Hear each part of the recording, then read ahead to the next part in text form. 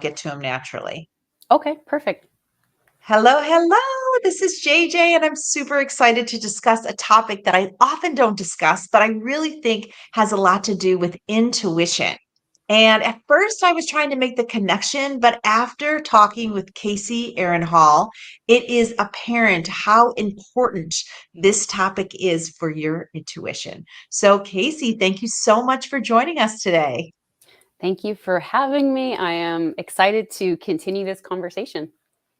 Oh gosh, me too. And I'm going to jump right into it because I feel like we can back into how this came to you. But really, before we get started, what does sensuality mean to you? Sensuality to me is really the practice of instilling presence and pleasure into your day to day life. So, presence and pleasure into your everyday life. Yes. Now, that's so interesting because I think people would say, I have that, but I don't know if I have sensuality. So, where do you think the gap is for a lot of people?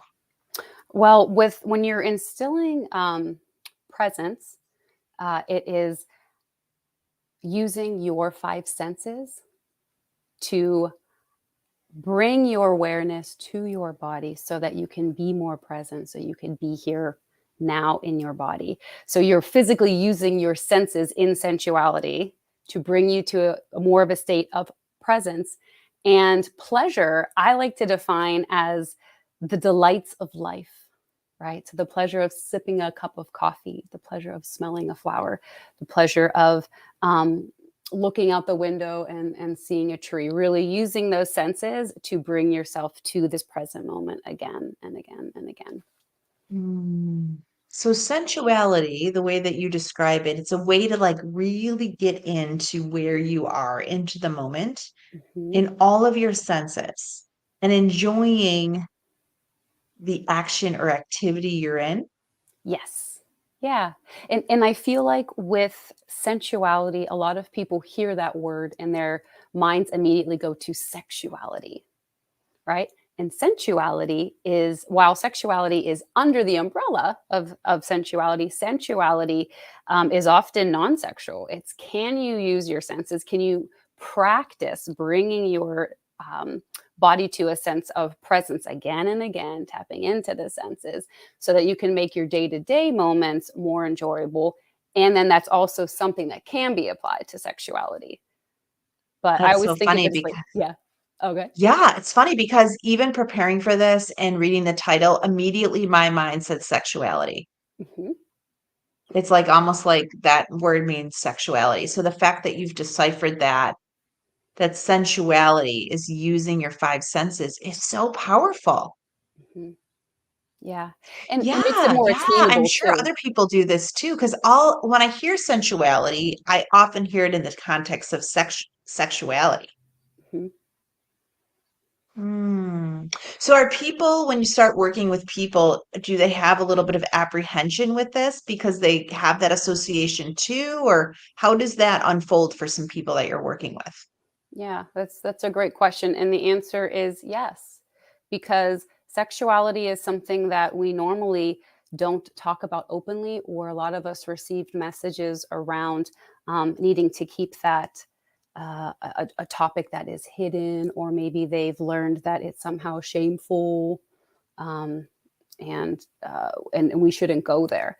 And so when you're talking about sensuality, I kind of liked the gentleness and the openness of it, is because it helps introduce you back to your body, back to your senses in a way that feels more accessible, because it's non-sexual first, right? Just being able, like I said, sip a cup of coffee, take in a tree, smell a candle, right? And then from there, you can talk about how that naturally evolves into sexuality and how you can apply it there as well. I love that. I love that. And I like getting that clarification because that wasn't really in my notes, but I feel like that's important for people to understand the difference and how you can decouple it to actually align to what we're going to talk about next, which is your intuition. Yeah. So, how does sensuality really enhance or or allow you to work more with your intuition? So how I experience intuition is um, we are all connected to source energy, whatever that means to you. Everybody defines that as something different. And that source energy that we are connected to contains our intuition, contains information that might be available to us through source, through the non-physical, and also our inner wisdom. And so when I talk about intuition, I find that I can access intuition better by enhancing my ability to be more present and to return to myself again and again so that I can be still enough to hear that wisdom so that it can come through. And when you're talking about sensuality and using those senses to again bring you back to this present moment, I find that the better that I've gotten at tuning into my sensuality, simultaneously, the more my intuition has really become more available to me. That is beautiful. That is beautiful. And I feel like so many women have so much intuition that we often don't tap into, and we're not even sure where it is, or do I have it, or how do I get to it? So, before we get into how this all has found you, what is an easy way, or how do you teach people to get into the present moment? Because I know when I learned back in 16, I thought I was in the present moment, but I couldn't have been farther from the present moment. Yeah. Um, One of the pieces that I found that is the most important in returning to the present moment and teaching people how to do that is cultivating a sense of safety first in the body, right? And so our minds are programmed to constantly be scanning for threat, right? Just to make sure that we stay safe. And when we can work with that first, right? You help somebody say, is it true that I'm safe in this space? Yes, I am. You look around, you see that as a truth, right? And then you work on cultivating safety in the body. Do you feel safe right now? Yeah, I feel safe right now. I feel safe sitting in this chair. I feel safe because my door's shut. Beautiful, right? And then you work on the breath and you take a couple breaths and you do practices that are, after you cultivated safety, bringing you back to this present moment, bringing back to your body. And from that place, it's a lot easier to access um, intuition and cultivate presence because that initial threat is soothed. Hmm. Well, as you know, I do a lot of sessions with people that I interview because I think it's really important for me to understand the depth and breadth of the offering. And I want to bring people together that can benefit each other so that they can raise their energy and live a life aligned with their soul's purpose. And Casey and I have had some amazing calls together, and it's immediate getting on the phone with her is just really feeling her intention, feeling her gifts, and being present with her is really just a magical place to be. But I'm sure, Casey, you have not always been this way. So how did this work find you? Yeah. Yeah. No, not at all. Sometimes I'm like, man, if I was listening to me 5 years ago, I'd be like, what? That seems so far out of my reach. But how this work found me was I was in a relationship, a really great relationship.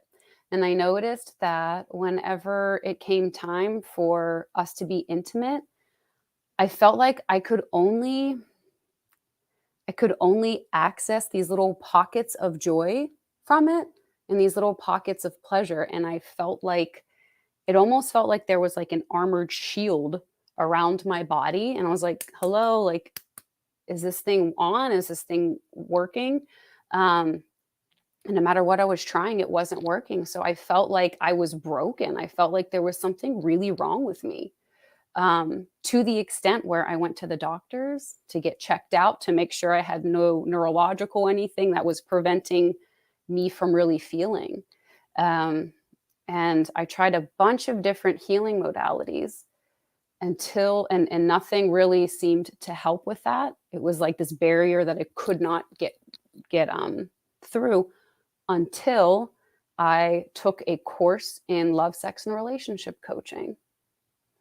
And it was through that course that we have to go through the course first ourselves. And then the second half, we teach it.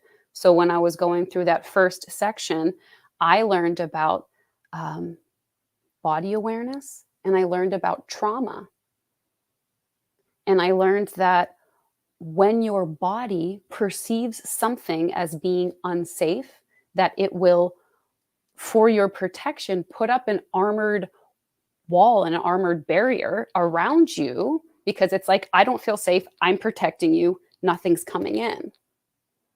And so that whole time I'd been at war with my body, thinking, body, like my body's broken. There's something not right with me. I shouldn't be feeling this way. But in actuality, my body had my back the whole time. And it was like, hey, there's a bunch of stuff that's going on here that doesn't feel safe from your past, that is still present because it lives in your body, that needs to be addressed in order for me to feel okay to bring down this armor a little bit and to start to soften and heal and allow you to experience joy, pleasure, intimacy on the levels that you want to. And that I had to learn how to work with these parts and integrate these parts in order to feel the way that I was wanting to feel in that relationship. That's so interesting. And I can just think of friends and even myself at times where you don't even realize you're putting up this barrier. Mhm. And so when do women come to, I'm assuming it's women, or the men come to you too? I predominantly work with females and occasionally work with males. And when do they realize they need help in this area? What's the trigger for them that usually gets them kind of working on this portion of the inner work? It's normally a kind of similar to my experience. It's a, what's wrong with me? What's wrong with my body? Either they used to have a higher sex drive, they used to be more interested in intimacy, and then something happened in their life that caused a shift or a change. So it could be just having a baby, right? And Mm. being a new mom, right? So many reasons why your sex drive and your sexual expression shifts during that. It could be being in a relationship for a long time and feeling like that uh, intimacy or the sex drive is gone down a little bit, or wondering where it went. It could be post divorce, right? It's Mm. oftentimes after a something happens or a significant amount of time goes by where somebody's like, wow, I really feel like I've lost touch with this part of myself that I really want to access again. Mm. I like to go there because I feel like a lot of us women are overcommitted and we just think, well, that's just the way it is. So I like to address like why and how and when do women know that, hey, maybe I need to get a little help in this area? Because most people think of self-care as a massage or their hair colored, but in reality, the work that you're doing like really not only allows them to be in the present moment, but it like releases energy that's no longer serving them, giving them space to activate intuition in a new way. Yeah. Yeah. Well, I would say how you know is listening to your body is one of the ways. So, and again, in the example that I gave, my body was giving me the message, I feel numb. I feel disconnected. I feel completely uninterested in intimacy or in pursuing this part of um, uh, my romantic life. And it's more from a physical standpoint of like, I don't even know where to begin, but there's still that little bit of like interest. But yeah, but I want to be like, I want my relationship to be fun. I want this to be a healthy part of what I'm doing in my life and what I enjoy in my life. Well, it's interesting because that to me it seems like the point of the pencil, but really there's so much behind it that Mm. it's not only are you not showing up for yourself in the physical way, but you're probably not showing up for yourself in all your senses because you're driving to that next thing or working towards that next goal, or you're even reflecting on the past. And so you're so busy in your mind, you Mhm. don't know what your feet are doing. You don't know what you can smell. You don't know what you're hearing. And so I do think it's important to focus on the sensuality, which never even dawned on me before meeting you, but it Yeah. really it allows us to flourish. Yeah. Yeah, and I often use the terminology your sensual wellness or your sensual health, because to put that in the same vein as your physical health, your mental health, your emotional health, we need to value our sensual health with as just as much priority, because when that's off, we all know when something's off in our relationship or our love life, it affects everything. And it's also not something that is um, well known, or there's a known pathway too. So for example, if I wanted to get into shape and I wanted to start valuing my physical health, I know I could hire a personal trainer. I could go to the gym. There's something that I could do, but I would understand that in order for that health to improve, that I had to take steps to get there. I had to be consistent with those steps, and then my physical health would improve. But then when it comes to your sensual health, because so much of us weren't taught how to do that, how to tend to your sensual health, which is why, I defined sensuality as a practice, right?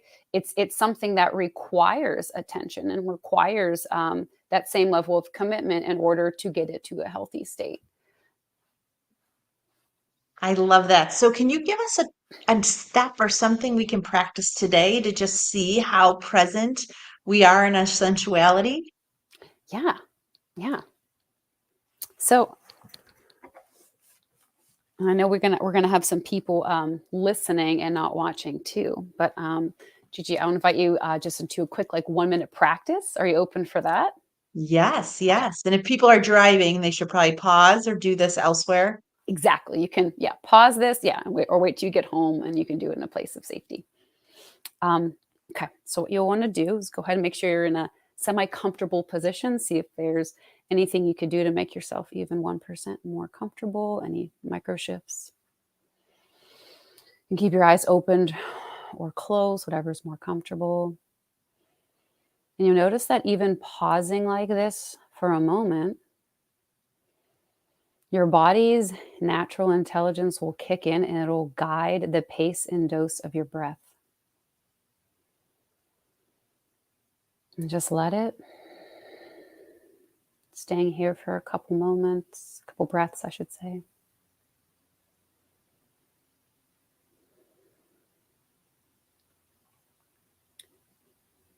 And then go ahead and bring your focus and your awareness to something that is physically supporting your body right now.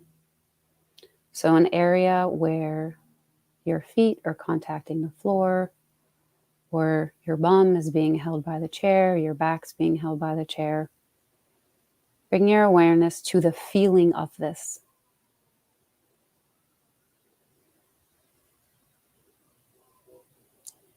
Once you feel the support of that area, go ahead and breathe into it. Imagine that you can physically breathe into that support. And then exhale naturally.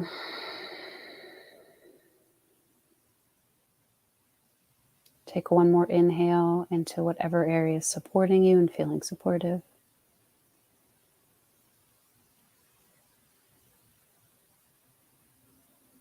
And then exhale. Take a moment to continue to just breathe naturally. And then, with a sense of curiosity, see if there's any other sensations that you can tap into. Maybe there's a coolness in the air. Maybe your muscle feels looser or tighter somewhere. Is there anything that you're smelling? Is there anything that you're hearing? If your eyes are open, is there anything that you're seeing? And then just stay here for one more breath.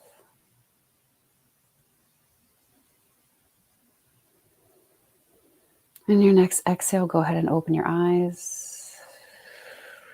Start to wiggle your toes.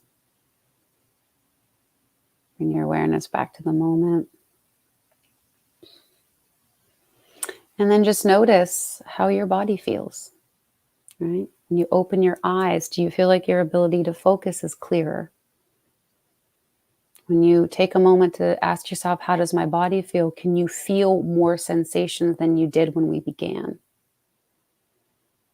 Right? And it's through doing just little practices like that again and again that you are training yourself to become more present and to become more present from a state of calm and safety.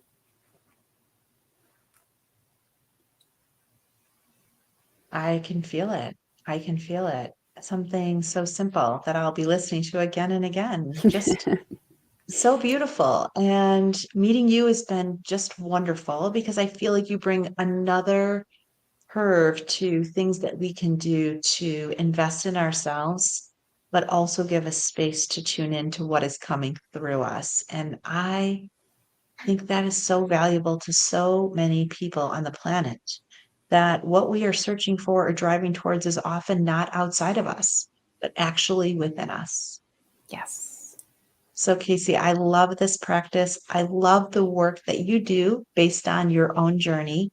Mm-hmm. And for people that feel like, yes, I could benefit from this, what is on the horizon and where can they find you? Mm. Thank you, Gigi. JJ, sorry, JJ. um, yeah. So what's been lighting me up lately is one-on-one coaching, and so I have 2 spots coming up, and in those sessions, I work with you to help you cultivate a sense of safety, regulate your nervous system, get clear on what area of your own sensual expression it is that you want to work on. And then by the end of those sessions, you walk away with a customized practice that you can do again and again to do exactly what you shared, which is access your power from within and not have to keep trying to go without to find it. So if you're interested in that, I have the links below. You can go ahead and click on that website and um, fill out a couple questions in the scheduler, and we'll jump on a call and talk. Well, I'm looking forward to staying connected. I love the work that you're doing, and I know it will resonate with many listeners. So thank you, Casey, so much for joining us today and sharing your journey. Beautiful. Thank you, JJ.